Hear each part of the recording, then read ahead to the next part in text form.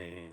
오늘 말씀은 고린도후서 3장 6절에서 9절 말씀 보겠습니다.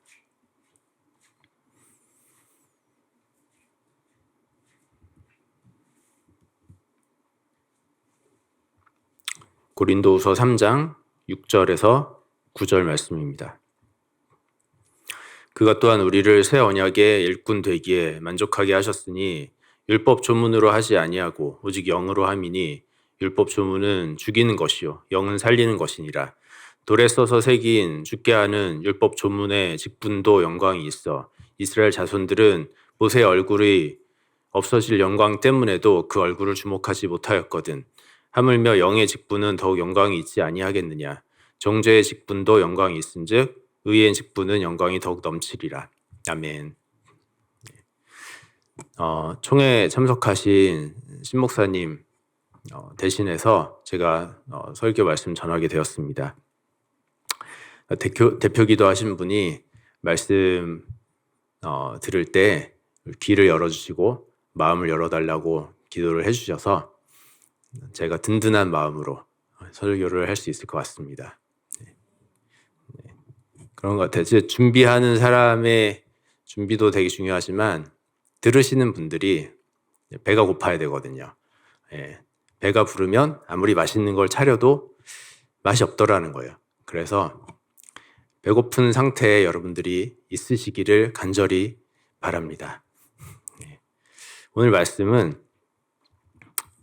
사도 바울이 이 편지를 쓰면서 고린도 교회 성도들의 신앙이 한 단계 더 깊어지기를, 더 달라지기를 바랬던 것 같아요. 여기 새 언약의 일꾼이라고 나오는데 쉽게 말하면 신약의 일꾼이잖아요. 신약의 일꾼과 구약의 일꾼에 있다, 이런 말씀을 하고 있습니다. 우리가 알듯이 구약은 율법의 시대이고 신약은 복음의 시대, 또한 성령의 시대라고 할 수 있습니다. 모든 건 다 단계가 있죠. 그러니까 초등 학문을 마치고 중고등학교를 거쳐서 대학교를 가야 하듯이 갑자기 초등학생이 대학교를 갈 수는 없잖아요. 그래서 단계를 이렇게 하나하나 밟아 나가야 되는데 우리 신앙도 마찬가지인 것 같습니다. 하나님께서 인간에게 진리의 세계를 다 단번에 열어주실 수는 없죠. 열어주신다 해도 우리가 알지 못하고요. 깨닫지 못하는 것이죠. 그래서 처음부터 단번에 복음으로 갈 수가 없어요. 그래서 율법을 먼저 주셨습니다. 하나님을 잃어버린 세상의 무법천지가 되었는데 그 무법의 세계라는 것은 빼앗는 세계죠. 빼앗는 세계입니다. 아무런 제재가 없이 뺏고 싶으면 뺏는, 내가 가지고 싶으면 갖는 그런 세계였습니다. 제가 아이들을 기르는데 아이들을 보니까 그래요. 아이들은 되게 본능적이잖아요. 3살, 4살, 5살 이런 애들 보면 갖고 싶은 게 있으면 그냥 가져와요. 참 해맑아요, 애들이. 내가 갖고 싶다 그러면 그냥 가져와요. 왜? 내가 갖고 싶으니까. 다른 이유가 없어요. 근데 거기다가 너가 친구를 사랑해야지, 너가 친구에게 베풀 줄 알아야지, 이런 거를 가르칠 수는 없어요. 그 단계가 아니에요. 그러니까 뺏으면 안 돼, 딱 이것만 심플하게 딱 가르쳐 주는 거예요. 친구 거 뺏으면 안 돼, 그럼 혼나는 거야. 그러니까 갑자기 너 사랑해야 돼, 이 세계로 갈 수가 없는 거예요. 일단은 빼앗지 않는 것부터 훈육을 해야 됩니다. 단계가 있고 그 단계를 이어주는 다리가 또 있어요. 쉽게 넘어갈 수 있도록. 무법에서 갑자기 복음으로 갈 수가 없고 불신자가 갑자기 신앙훈련도 없이 영적인 세계로 쑥 들어가기 힘든 거죠. 십계명을 보면 처음에 5개는 하나님과 인간의 이 수직적인 관계를 말하고 뒤에 5개는 인간 간의 수평적인 관계에 대한 계명입니다. 근데 앞에 5개와 뒤에 5개를 이어주는 그 고리가 5번째 계명에 있죠. 부모를 공경하라. 부모라는 거는 수직과 수평의 모든 관계를 가지고 있습니다. 그리고 그 뒤에 거는 다 이웃에 대한 거예요. 빼앗지 말라는 거. 남의 생명을 빼앗지 말라. 남의 사랑을 빼앗지 말아라. 그렇게 쭉 가다가 마지막 10번째에는 탐심으로 가죠. 내 이웃의 것을 탐내지 마라. 행위가 아니라 마음속에 탐심을 말을 합니다. 겉의 것을, 율법이 겉의 행동을 다루잖아요. 그러다가 마지막 10번째에 우리 마음으로 이렇게 쑥 들어가는 거예요. 율법을 주시면서 이게 끝이 아니고 여기가 종착점이 아니고 더 가야 되는 것이 있다라고 여지를 남겨두셨습니다. 바울은 오늘 본문에서 율법 조문은 죽이는 것이고 영은 살리는 거라고 했어요. 조금 이제 약간 이전 버전의 성경을 보면 의문은 죽이는 것이다. 이렇게 되어 있습니다. 의문에 속한 것. 문자에 의존해서 우리가 신앙생활을 하는 것은 죽이는 것이다. 율법을 이렇게 쭉 써놓은 그 문자가 결국은 죽이는 거라는 거예요. 문자적 신앙에 갇히면 그 신앙은 죽게 된다는 것입니다. 성경을 물론 이제 문자 그대로 봐야 된다고 말하는 분들도 있어요. 그런 교회도 있고. 성경의 말씀이 하나하나 틀림없는 것이기 때문에 그걸 인간이 임의로 해석하고 거기에 의미를 부여하면 안 된다는 것이죠. 그냥 그대로 받아들여야 된다는 거예요. 근데 이제 그런 주장을 하는 분들도 사실 다 문자대로 믿지 않아요. 거듭남에 대해서 엄마 뱃속에 어떻게 들어갔다가 나올 수가 있나? 그렇게 생각하진 않잖아요. 그런 면에서 차라리 니고데모가 일관성이 있죠. 굉장히 문자적이긴 했지만 순수했던 것 같아요. 그 사람은. 그러니까 그런 분들이 문자적으로 봐야 한다고 주장하지만 또 어떤 건 영적으로 보시는 거예요. 그죠? 예수님이 내 살갈 피를 먹고 마셔라. 이런 것도 다 영적으로 보죠.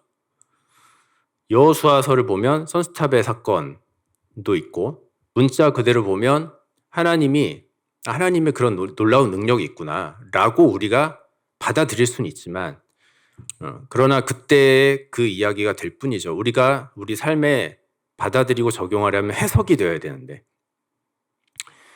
그런 것입니다. 그러니까 어떻게 이길 것인가? 우리 전쟁은 어떻게 이길 것인가? 다윗의 유명한 말이 있죠. 전쟁은 하나님께 속한 것이다.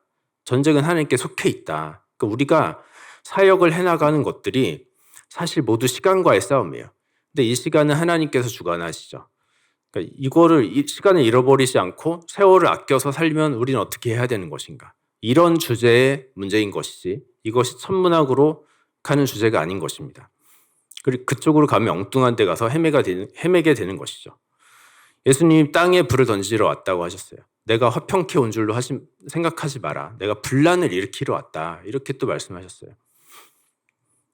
문자적으로 보면 이해가 안 되는 것들이 많잖아요. 이런 신앙의 틀을 우리가 벗어나야 되는 것이죠. 이게 열려지지 않으면 다음 단계로 넘어갈 수가 없는 것입니다. 우리 부흥교회 성도 여러분들은 아마 다 아시는 말씀일 거예요. 근데 혹시 새신자분들이 있을 수 있어서 길게 설명을 했습니다. 종말의 징조에 대해서도 참 많이 말씀하고 있죠. 성경에서는. 뜨거운 풀무 같은 그 뜨거운 날이 이를 것이다. 베드로서 3장. 그날이 깨지고 마태복음 24장에 해가 어두워지고 별들이 떨어지고 하나님 왜 이렇게 하실까? 왜 땅을 다 멸하시고 이렇게 하실까? 그렇죠? 자꾸 밖에서 돌면 해답이 없는 거예요. 그러니까 그 시각에 갇혀 있으면 이 모든 것들이 납득이 안 되는 것입니다. 그 문자 이면에 있는 깊은 영적인 세계로 들어가야 되는데 성경이 육적인 것에는 관심이 없죠. 다 영적인 문제에 그 이야기에 초점을 맞춘 것입니다. 모든 게 밖이 아니라 우리 내면에서 일어난 그런 일에 성경은 관심이 있는 거예요. 예수님이 살리는 것은 영이니 육은 무익하다. 이렇게까지 말씀하셨어요. 그러니까 영이 바뀌어야 되는데 왜 밖에서 뭐 땅이 깨지고 뭐 이런 것들이 왜 필요할까? 그죠? 근데 사람들 자체가 너무 그런 걸 원해요. 사실 원해 그런 거를. 눈에 보이는 어떤 대단한 거, 기적 이런 걸 원합니다. 이건 그런 얘기가 아니야. 이렇게 설명을 해주면 오히려 실망해요. 그런 거였어? 실망합니다. 크고 대단하고 뭐 깨지고 막 이런 거 원해요. 그러니까 예수님이 이 세대는 표적을 구한다. 이 세대는 눈에 보이는 걸 바란다. 그런 거에 초점이 가 있는 거예요. 근데 내가 너에게 보여줄 것은 요나의 기적밖에 없다라고 하셨어요. 요나의 기적은 무엇입니까? 요나가 회심한 것이죠. 그 말 안 듣는 인간 요나가 정말 어둠 속에서 3일 동안 그 칠흑 같은 어둠 속에서 철저히 부서지고 깨지고 다시 태어난 사건, 그가 심령이 변한 거예요. 이거 요나의 기적입니다. 예수님이 너의 기적을 바라냐? 그럼 요나를 봐라. 겉의 이야기에는 관심이 없는 거예요, 성경은. 근데 세상에 그런 기적은 더 많죠. 그런 기적이 세상에 더 많아요. 초자연적인 현상들도 많고. 근데 성경은 그런 걸 말하는 책이 아니에요. 그런 것은 이방인들이나 찾는 것이다. 예수님이 그렇게 말씀하셨어요. 외식하는 자들이 찾는 것입니다. 진짜 신앙은 거기에 있는 것이 아니고 계시록을 보겠습니다. 요한계시록 11장 1절에서 2절 보겠습니다.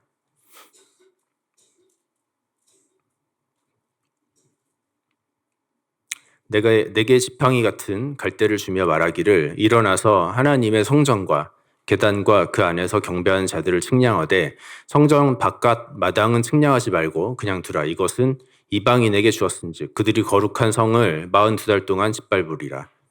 우리 몸이 성전이잖아요. 성전을 측량하는데 이 마음이 성전이에요. 이게 성령이 거하시는 거룩한 전이 되어야 되는 것입니다. 성전 밖은 측량할 필요가 없어요. 몸 밖에서 일어나는 일에는 관심이 없는 것입니다. 우리 안만 하나님께서는 우리 안에서 일어나는 것만 보시고 그것을 측량하게 바라시는 거예요. 밖은 이방인에게 준 거라고 하셨어요. 그러니까 이방인들이 더 신기한 거 많이 하죠. 눈에 보이는 기적을 바라면 교회보다는 다른 데를 가야 돼요. 그거 더 많아요. 세상에 이런 일이, 이런 프로그램도 얼마나 신기한 것들이 많은지 몰라요. 그거 한번 보면 눈을 뗄 수가 없어요. 하나님 보시는 건 성전 아니에요. 내 안에 우리의 심령입니다. 요나가 몸이 바뀐 게 아니잖아요. 그 심령이 변한 것이지. 거기서 기적이 일어나야 돼요. 할례는 마음에 할지니 세례를 받으려면 우리 마음에 받아야 되는 것입니다. 뭘로 받습니까? 물과 성령으로 받아야 되는 거죠. 요한복음 3장을 보면 니고데모에게 물과 성령으로 세례를 받아야 된다. 그러지 않으면 하나님 나를 볼 수가 없다고 했어요. 그러니까 우리가 전도 열심히 해서 사람들을 이끌어 오잖아요. 데려오잖아요. 근데 하나님 나라로 인도해 주지 못하면 의미가 없겠죠. 사도행전 18장을 보면 요한의 세례만 알았던 그런 사람들이 나옵니다. 그들이 요한의 세례만 알고 물 세례를 받았는데 근데 예수의 이름으로 또 세례를 받는 장면이 나와요. 그것이 성령 세례입니다. 그러니까 요한의 세례는 무엇이고 예수의 세례는 무엇인가 이거 알려면 요한의 사명은 무엇인가 그걸 알아야 되죠. 요한의 사명은 누가복음 1장을 보면 이스라엘 자손을 곧 주 그 하나님께로 많이 돌아오게 하겠습니다. 또 엘리야의 심령과 능력으로 주 앞에 와서 아버지의 마음을 자식에게 거스르는 자를 의인의 슬기에 돌아오게 한다. 돌아오게 한다는 거예요. 잘못 가 있는 사람들을 돌아오게 한다. 회개케 하고 돌아오게 하는 것. 이 요한의 사명이었어요. 율법의 시대 마지막 선지자였죠. 그 역할은 돌이키게 하는 것이었습니다. 돌이키지도 않았는데 데리고 갈 수 없는 것입니다. 그러니까 무신자를 처음에 교회로 인도하면 돌이키게 하는 거죠. 무신자에서 신자로 바뀌는 거. 무법의 세계에서 율법의 세계로 일단 들어오는 거예요. 그게 끝이냐? 아닙니다. 성령의 세례를 받아야 되는 것입니다. 성령은 진리의 영이죠. 말씀이 선포되어지고 진리가 우리 안에 들어오면 성령이 임하잖아요. 근데 그 진리는 사랑의 진리죠. 결국 사랑의 진리예요. 하나님의 사랑을 아는 것이 중요합니다. 거기까지 가야 돼요. 그 사랑에 눈 뜨는 데까지 가야 되는 것입니다. 그러니까 신앙이 출발은 했어요. 돌이키긴 했어요. 세상에서 나오긴 했어요. 근데 사랑을 잘 모르죠. 아직 몰라요. 광야에 있는 것입니다. 그 신앙은 지금 광야에 있어요. 훈련장에 있는 것이죠. 광야가 종착점이 아닌 것입니다. 그게 끝인 것처럼 가르치는 교회가 되면 안 되는 것입니다. 제가 예전에 아주 오래전에 이집트 왕자라는 애니메이션을 봤어요. 저희 애들하고 같이 봤는데 그게 이제 히브리 백성들이 막 애굽에서 노예 생활을 하잖아요. 힘들게 막 노예 생활을 하면서 이제 모세가 태어나고 그리고 이제 물에 떠서 이렇게 보내버리고 여러 가지 흥미진진한 얘기들이 쭉 나오죠. 그러다가 하나님 모세를 부르시고 막 십지양도 내리시고 그다음에 마지막에 가서 이 모세가 백성들 데리고 홍해로 가요. 그 홍해가 쫙 갈라지죠. 와 멋있다 이러고 영화가 끝났어요. 거기서 끝났어요. 약간 맥이 빠졌어요. 여기부터 시작인데 우리는 그죠? 이제부터 진짜 시작인데 영화는 거기서 끝이 났어요. 구원이 되게 중요하죠. 근데 구원이란 거는 되게 중요하지만 근데 어떤 일회적인 사건으로 끝나는 게 아니라 인생의 전체를 총체적으로 바꾸는 것이죠. 그러니까 한순간의 전환점은 물론 있어요. 내가 그때 변화됐어. 내가 몇 년도에 있었던 그 수련회에 참석해서 그 말씀 통해서 내가 바뀌었어. 이런 건 있죠. 그러나 그의 인생 전체를 쭉 봐야 되는 것입니다. 그러니까 근데 너 구원받았으니까 됐어. 끝. 이게 아니라 그때부터 시작인 것이죠. 광야의 자리는 요한복음 5장을 보면 베데스다 연못이 나와요. 행각 5개가 있습니다. 거기에 누워있는 수많은 병자들이 있어요. 당장의 비는 피할 수가 있죠. 거기 있으면. 말하자면 율법이 있으니까 죄를 방어할 수는 있어요. 근데 근본적인 치유는 되지 않는 것입니다. 근본적인 죄 사함이라는 거는 안 되는 거예요. 물이란 건 율법이 물이죠. 행위를 제어하는 것이고 겉으로 드러나는 모습이고, 그러니까 물 세례를 받잖아요. 히브리서 11장에 이스라엘 백성들이 홍해를 지나면서 다 세례를 받았다. 이렇게 나오는데 물로 거듭난다는 건 광야로 나오는 것이고, 물이라는 건 겉은 씻을 수가 있잖아요. 우리의 겉은 씻을 수가 있어요. 우리 행동은 제어를 할 수가 있어요. 그건 물로 씻을 수가 있어요. 더러워지면. 근데 속은 물로 씻을 수가 없잖아요. 속이 변하지 않은 채로 율법적인 신앙만 행위만 했던 것이 바리새인들이었습니다. 그러니까 예수님이 외식하는 자들이라고, 너희는 외식하는 자들이다. 이 외식하는 자, 너희는 회칠한 무덤 같다고 하셨어요. 겉에는 이렇게 회칠을 해놨기 때문에 겉을 보아서는 깨끗해 보이지만, 근데 근본은 무덤이지. 그래 봤자 무덤이다. 너희 속에는 썩은 시체들만 가득하고 생명이 없는 거다라고 예수님 말씀하셨습니다. 예수님의 세례는 뭡니까? 그 불세례입니다. 말씀의 세례이고 성령의 세례입니다. 이건 마치 우리 속을 다 뒤집어서 씻기는 거예요. 불로 죄를 태워서 다 올려버리는 것입니다. 짐승을 태워서 하나님께 번제로 드렸듯이 구약의 제사가 그랬잖아요. 이제 진짜로 너희 죄를 말씀으로 태워라. 성령의 세례를 받아라라는 것입니다. 베데스다 5개 행각, 거기에 38년 된 병자가 있었어요. 이스라엘 백성들이 광야를 도는 시간이 38년이죠. 야, 힘들지만 그래도 해야 돼. 이것저것 막 지켜야 될 것은 많고 어깨에 짐을 가득 지고 가는 거예요. 힘들죠. 근데 이것도 필요합니다. 이게 필요해요. 근데 여기는 필요하지만 거쳐가는 과정이어야지, 여기에서 너무 오래 머물면 결국 죽는다는 것입니다. 새로운 세계가 열려져야 돼요. 율법을 지나서 사랑의 세계를 열어야 되는 것입니다. 그것은 누가 열어주시는 것입니까? 성령께서 열어주시는 것이죠. 성령이 알게 해주시는 거예요. 그 사랑을. 그래서 성령세가 필요한 것입니다. 그러니까 우리 개개인이 구약의 일꾼이 되거나 신약의 일꾼이 되거나 그럴 수 있죠. 교회도 그렇습니다. 구약적 교회, 율법적 교회, 근데 복음적 교회 있어요. 율법적인 교회는 너무 힘들죠. 결국 성도들의 신앙이 죽게 될 수 있습니다. 그러니까 레아 같은 거죠. 여자, 신부 이런 거는 다 교회를 뜻하는데, 라반이 야곱에게 그래요. 우리 지방에선 이렇게 해야 돼. 여자가 언니가 먼저 시집가야 돼. 해야 되니까 하는 교회. 원치 않아요, 야곱은. 마음에 원치 않지만 그러나 해야 돼요. 어쩔 수 없이. 그런 교회의 상징이죠, 레아는. 율법의 교회입니다. 라헬은 사랑으로 따르는 교회예요.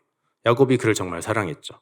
복음적인 교회의 상징입니다. 하나님께서 우리에게 허락하신 삶은 어떤 것입니까? 그것은 너무나도 기쁜 삶이죠. 너무 기쁜 삶을 허락하신 거예요. 사랑이 열리면 그 기쁨이 가득 차게 됩니다. 우리의 삶의 생명까지 내어놓아 사랑하신 그 사랑을 온전히 배우고 따라가는 거예요. 그 삶을 우리는 사는 것입니다. 그 예수님의 삶을 따라서 우리 또한 나의 것을 내어놓고 사랑할 수 있는 자리, 이 세계가 열리지 않으면 여전히 율법 아래 있을 수밖에 없는 것입니다. 예수님이 세상 짐을 벗고 와라. 그리고 내 짐을 져라. 수고하고 무거운 짐진 자들아 다 내게로 오라 초청하셨어요. 짐을 내려놔. 세상 짐을 내려놔라.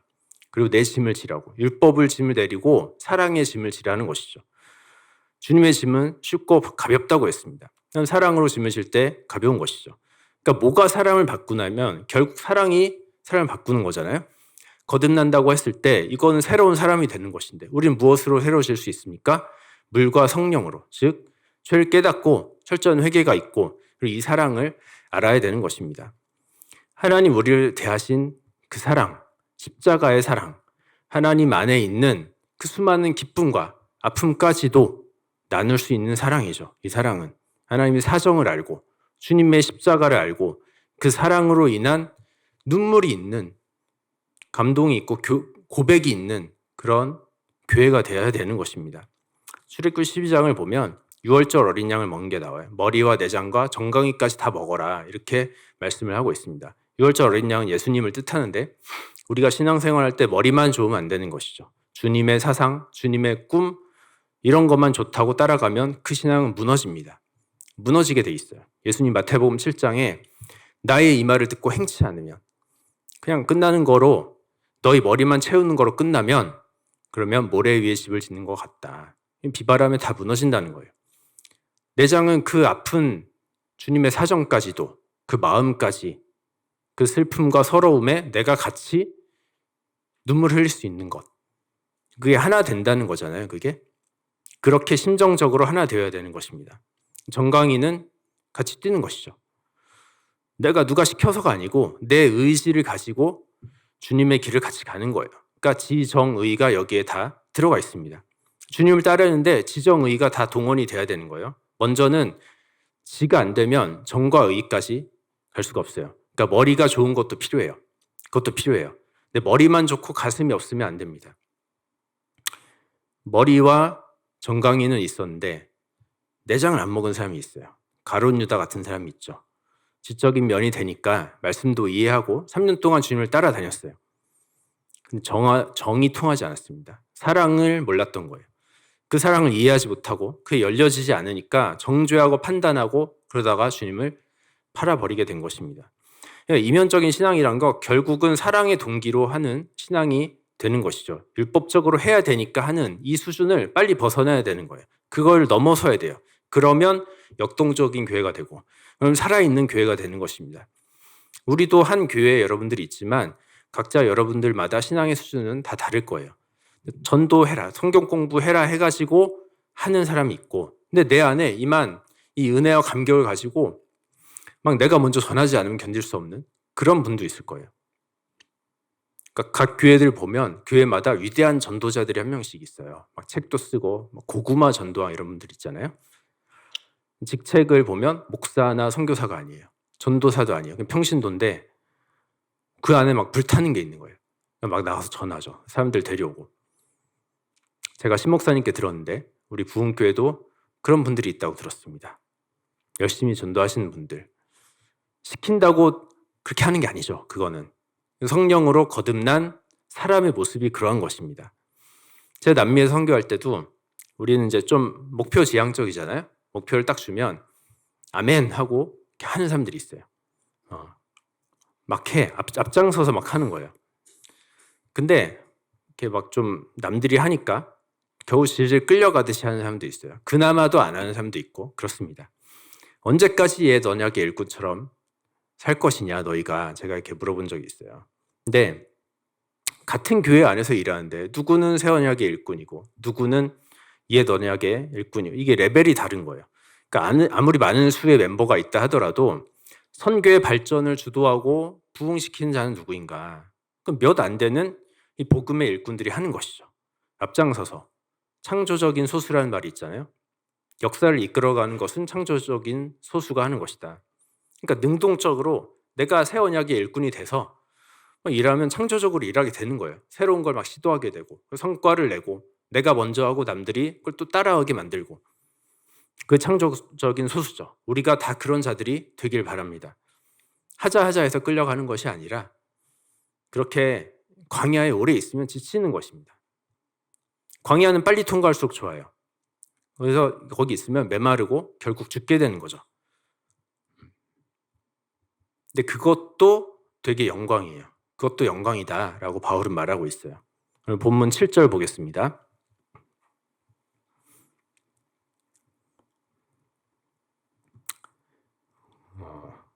돌에 써서 새긴 죽게 하는 율법 조문의 직분도 영광이 있어 이스라엘 자손들은 모세의 얼굴에 없어질 영광 때문에도 그 얼굴을 주목하지 못하였거든.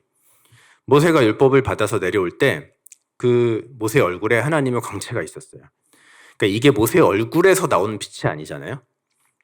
제가 어제 밤에 저녁에 이렇게 보니까 서울에 엄청난 보름달이 떴더라고요. 이렇게 동그랗게 엄청 환하게 보름달이 떴는데 아주 밝게 빛나더라고요. 근데 그 빛은 달 자체에서 나오는 빛은 아니죠. 태양의 빛을 받아서 빛나는 거잖아요. 그런 거예요. 모세의 얼굴에 비친 하나님의 영광의 빛을 받아서 모세의 얼굴도 빛나게 되었는데 그것조차도 이스라엘 백성들은 똑바로 쳐다볼 수가 없어요. 주목할 수가 없었다는 것입니다. 그것조차도. 근데 그 빛은 곧 사라지죠. 사라졌죠. 영원히 빛나는 게 아니라. 그러니까 바울이 말하는 거는 없어질 영광이었는데 그것도 영광이다. 그것도 대단한 영광이다. 이렇게 얘기를 하고 있어요. 8절 보겠습니다. 그런데 하물며 영의 직분은 더욱 영광이 있지 않겠느냐. 쉽게 말하면 율법적으로 억지로라도 주님의 일을 하고 교회 일을 하고 표면적인 신앙생활 이것도 무의미하진 않다. 이것도 영광이다. 이것만 해도 영광이긴 한데 근데 이 영의 직분 이 새 언약의 일꾼이 된다는 것은 이 빛은 훨씬 강렬하고 영원한 것이다 라고 말하고 있습니다. 달은 이제 밤에만 빛나잖아요. 달은 낮에만 빛나요. 왜냐하면 해가 뜨면 그 태양의 엄청난 빛 때문에 보이지가 않죠. 그죠? 이 커다란 영광에 가려서 작은 영광은 보이지 않게 되는 거예요. 우리는 어떤 신앙을 하는 자들입니까? 영의 직분을 맡아서 영혼을 따라가는 자들이 되시길 바랍니다. 그게 새 언약의 일꾼이라고 바울은 말하고 있습니다. 9절 보겠습니다. 정죄의 직분도 영광이 있은즉 의의 직분은 영광이 더욱 넘치리라. 정죄의 직분, 의의 직분 이렇게 말하고 있습니다. 율법은 죄를 알려줘요. 그게 율법의 기능이에요. 율법을 알고 지키려고 하면 할수록 죄책감이 드는 거예요. 나와 남을 정죄하게 돼요. 그게 옛 언약의 일꾼입니다. 의의 직분이란 알면 알수록 의의 방패가 되어줘요. 주님의 은혜가 내게 넘치는 것입니다. 나를 쏘는 사단의 정죄를 다 물리칠 수가 있어요. 우리가 의롭게 되었다고 말하잖아요. 의인이 되었다라는 것은 뭐냐면 자격이 있어서 되는 게 아니죠. 전적인 은혜입니다. 내 행위나 공로와는 전혀 상관이 없는 거예요. 그러니까 자격이 있어서 되는 거라면 내가 열심히 일하지 못할 때나 신앙이 조금 정체돼 있고 그럴 때는 의인이 아닌 거예요. 자격 미달이라고.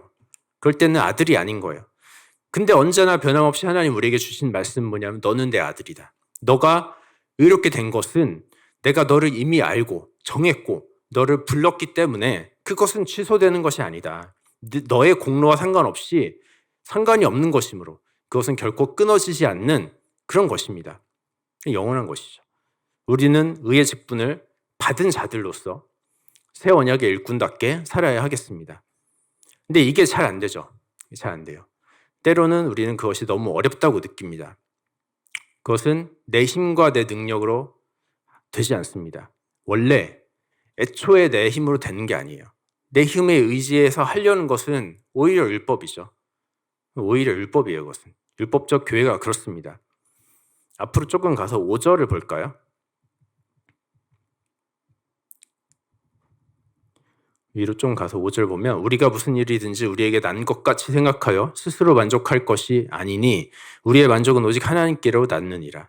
우리가 난 것이 아니다. 우리가 뭘 잘해서 된 게 아니라 우리가 선을 행하고 내 공로, 내 의로움으로 뭔가 된 것이 아니고 우리의 만족은 오직 하나님께로 났다. 이렇게 말을 하고 있습니다. 우리는 아버지의 사랑을 알고 참 그 크신 하나님의 사랑, 그 세계가 열려져서 내 안에 근본적인 변화가 일어나야 되는 것입니다. 근데 그 사랑은 어떻게 열려집니까? 그것은 성령께서 열어주시는 것이죠. 성령 세례라는 것은 일회적인 게 아니에요. 우리가 말씀 볼 때, 기도할 때, 예배 드릴 때, 주님의 사역을 열심히 할 때 성령은 언제나 우리와 함께 하시고 우리 안에 새로움을 주시기를 원하십니다. 이미 주셨어요. 이미 넘치도록 주셨습니다. 6절을 보면 그가 또한 우리를 새 언약의 일꾼 되기에 만족하게 하셨으니 우리가 새 언약의 일꾼 되기에 충분하게 너무나도 만족하게 하셨다고 바울은 말하고 있습니다. 성령의 은혜는 부족함이 없어요. 이미 우리에게 넘치게 주셨습니다. 근데 이걸 잡고 있는 이유는 무엇입니까? 우리의 죄성이 자꾸 내 공로를 앞세우게 해요. 내가 뭔가를 한 것처럼 착각하게 만듭니다. 그게 자꾸 은혜를 가리는 거예요. 내가 얼마나 말도 안 되는 죄인이었던가. 구제불능의 죄인이고 인생의 목적도 없고 삶의 소망도 없던 자가 내가 아니었나라는 것을 잊어버리면 마치 그렇지 않았던 것처럼 이스라엘 백성들이 광야에 살 때 애굽의 고기가마를 그렇게 그리워해요. 애굽에서 무슨 마치 고기 많이 먹었던 것처럼 그러지 않았는데 그 노역과 종살이 그 고통으로 하나님께 부르짖던 백성들이었잖아요. 그죠? 그 세월을 다 잊어버린 거죠. 내가 마치 괜찮은 인생이었던 것처럼 노예였는데 애굽에서. 근데 내가 세상에서 좋은 위치에 있었고 뭐 돈도 잘 벌었다고. 그래봤자 노예잖아요. 노예였다고. 죄의 종로로 타든 자였다는 것입니다. 의인은 없나니 하나도 없다고 했어요. 모두가 진노의 자식들이고 멸망을 향해 달려가는 자들이었던 것입니다. 그 상태를 벗어날 수 없는 노예였던 것이죠. 죽을 수밖에 없는. 마치 꽤나 내가 하나님 앞에 내세울 만한 공로가 있는 것처럼 점점 그렇게 율법화되어 가는 것이죠. 우리가 힘써 지켜야 될 것은 이 마음입니다. 나의 나된 것은 오로지 주님의 은혜다. 그 은혜 없이는 내가 살 수 없는 것이다. 내게 주신 이 은혜가 너무 크다. 이 마음을 잊지 마시기 바랍니다. 그 충만한 은혜를 기억하고 그 은혜를 잊지 말고 잊어버리지 않음으로 해서 율법 조문이 아닌 영으로 옛 언약의 일꾼이 아닌 새 언약의 일꾼으로 주님께서 맡기신 일을 잘 감당해 나가는 우리 모든 성도들 다 되시기를 바랍니다. 기도하겠습니다. 참 사랑해 주님 감사합니다. 우리에게 주신 귀한 말씀을 우리가 듣고 실천하는 자들 다 되게 하여 주시옵소서. 지금 우리 안에 귀한 주님의 사랑의 세계가 일러지기를 원합니다. 율법으로 하는 것이 아니라 아버지 우리가 그 단계는 뛰어넘어서 사랑으로서 주님 맡기신 일들을 능히 해나가는 자들 다 되기를 원합니다. 그런 마음 우리에게 주시고 이미 우리에게 주셨다고 하셨습니다. 우리에게 베푸신 그 은혜를 아버지 내가 나의 힘과 공로로 가리지 않게 하시고 우리에게 베푸신 크신 은혜를 우리가 늘 기억하며 그 은혜에 젖어 사는 자들 다 되게 하여 주시옵소서. 그리함으로 새 언약의 일꾼으로서 좀 기쁘시게 하고 아버지의 일을 능히 감당하는 자들 다 되게 하여 주시옵소서. 예수님의 이름으로 기도했습니다. 아멘.